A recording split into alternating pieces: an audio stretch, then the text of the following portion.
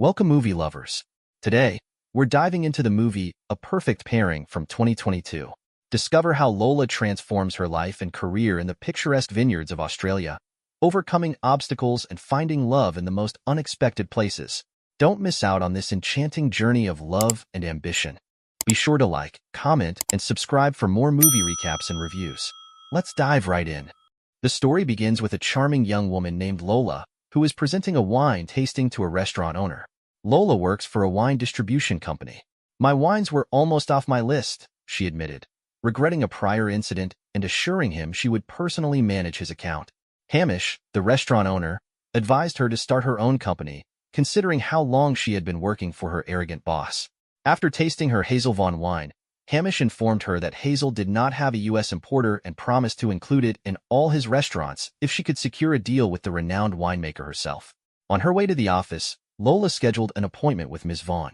Inside the office, her friend Audra warned her that the boss was not in a good mood. "May I remind you this is a place of business," Calder, her boss, inquired about the new client, and Lola confidently responded that she had nailed it.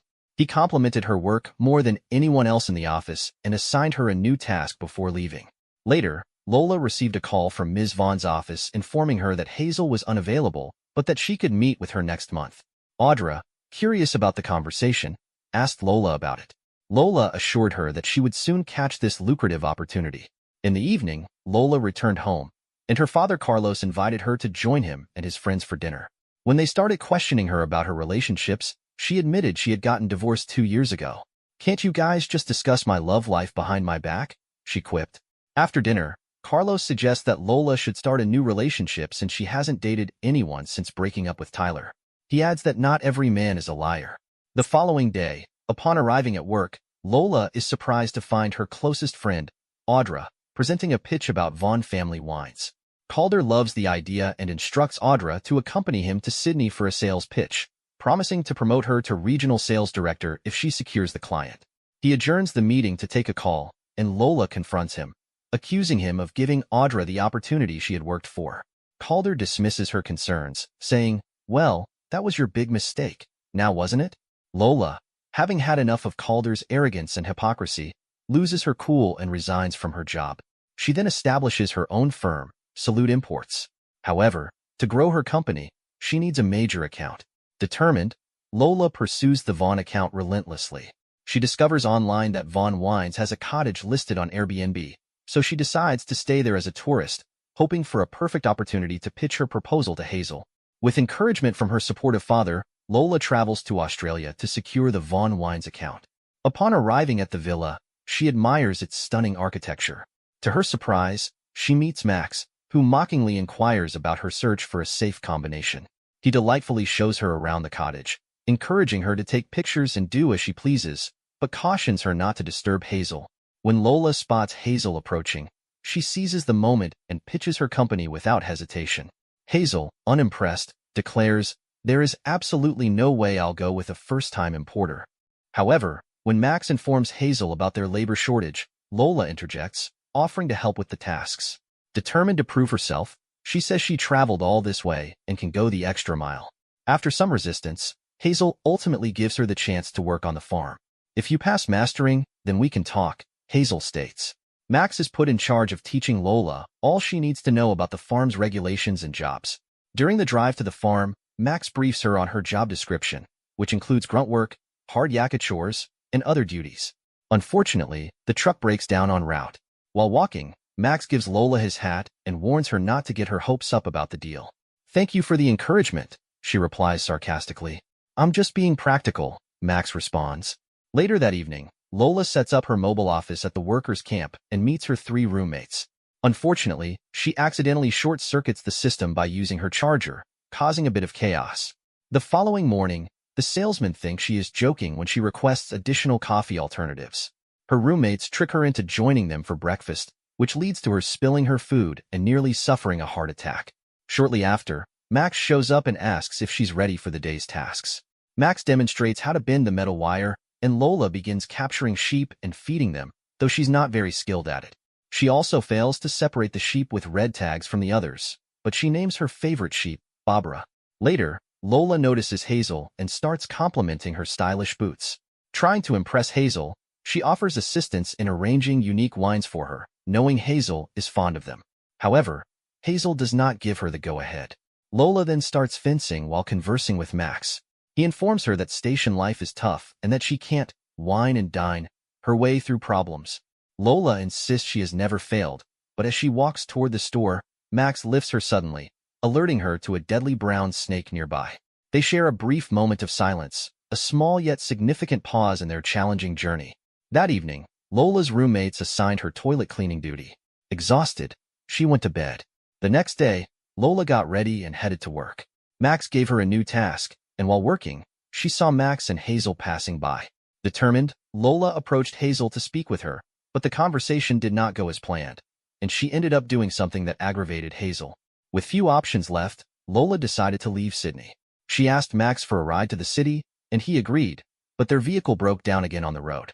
During their walk, Lola expressed her frustration, saying Australia seemed to hate her. Max, however, offered a unique perspective and some encouraging words, refusing to let her give up.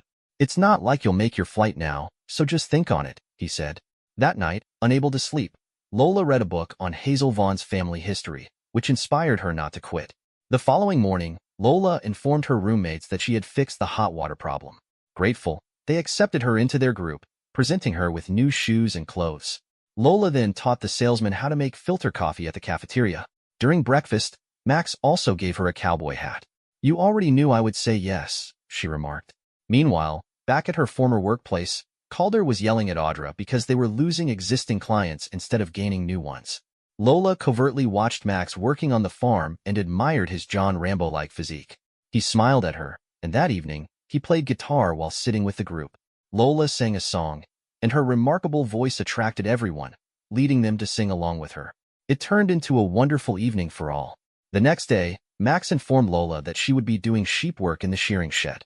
Excited about her promotion, Lola listened as Max told her it was inappropriate to name and bond with the sheep, as one was scheduled to be the next Sunday's dinner.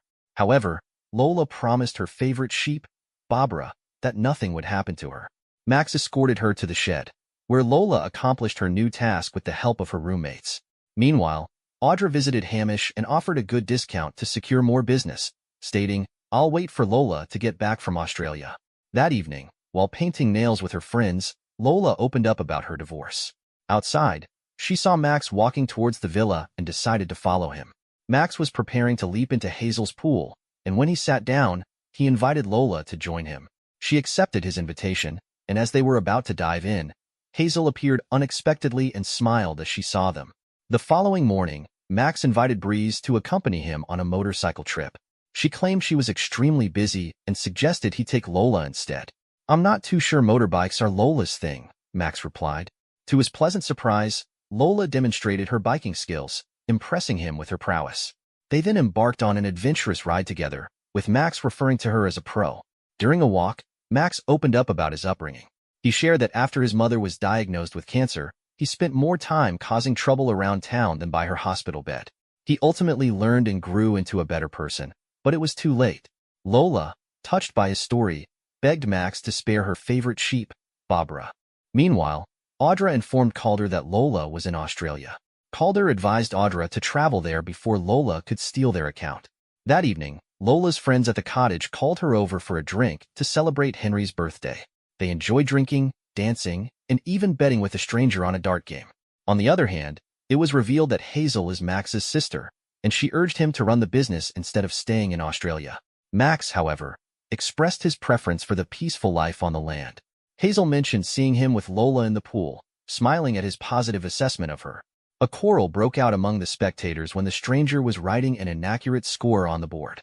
The fight suddenly stopped when Lola whistled, and the owner threw everyone out of the bar. When Max arrived, he complained about the trouble and damage they had caused. Max's friend apologized and offered to pay for the damages. "Thank this one for the whistle too. Saved most of my windows," he said. Lola then asked Max what he thought of her. Max, realizing she was intoxicated, refrained from sharing his thoughts and escorted her home. The following morning, Max joined Lola at breakfast. She expressed her shame over the previous night's events, but Max assured her it was okay. He then invited her to tour the winery and camp out overnight, to which Lola enthusiastically agreed. At the Vaughn family's winery, She tasted the wine and was offered a costly bottle, which she declined. Unbeknownst to her, Max owned the company and was Hazel Vaughn's brother. "This place is giving me ideas," she remarked. That evening, Lola created branding designs to pitch her business idea to Hazel. She shared her vision of every bottle, telling a part of Sibylla Vaughn's inspirational story. Max agreed it was a good idea and offered her the pricey bottle of wine she had previously declined at the winery. "Just say cheese," he said as they indulged in alcohol, which led to kisses and a romantic night. The next morning, Max found the courage to reveal his true identity as Max Vaughn. Lola was taken aback by the revelation. Max further explained that he was a silent investor and that only Hazel and now she knew the truth. Unfortunately, he confessed too late. When they returned home, Breeze informed Lola that Hazel was expecting her. Lola was surprised to see Calder there, offering to rehire her and promote her to national sales director. However, Lola rejected the offer, saying, "Sibylla Vaughn inspired me." She gave Hazel a bottle of wine branded with the fresh marketing concept she had developed the previous evening as a parting gift. Hazel then confronted Max for revealing the truth to Lola too late. Meanwhile, Audra apologized to Lola for betraying her. Lola accepted her apology and went to say goodbye to Barbara and her housemates before returning their belongings.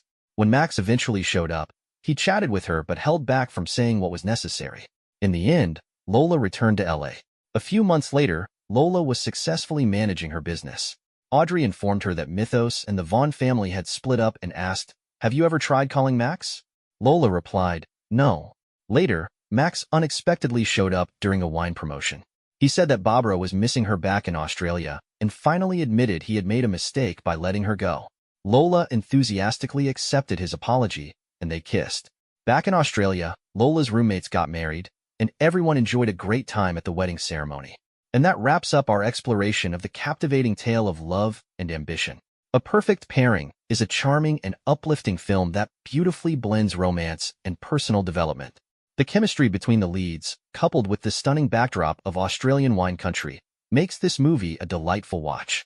Lola's journey from a struggling employee to a successful entrepreneur is inspiring, and the movie's heartfelt moments will leave you smiling long after the credits roll. We'd love to hear your thoughts on A Perfect Pairing. Drop a comment below and let us know which movie you'd like us to recap next. If you enjoyed this video, don't forget to hit the like button, subscribe, and ring the bell icon to stay updated on all our latest recaps and reviews. Your support enables us to continue bringing you the best romantic movie content. Thanks for watching, and we'll see you in the next video.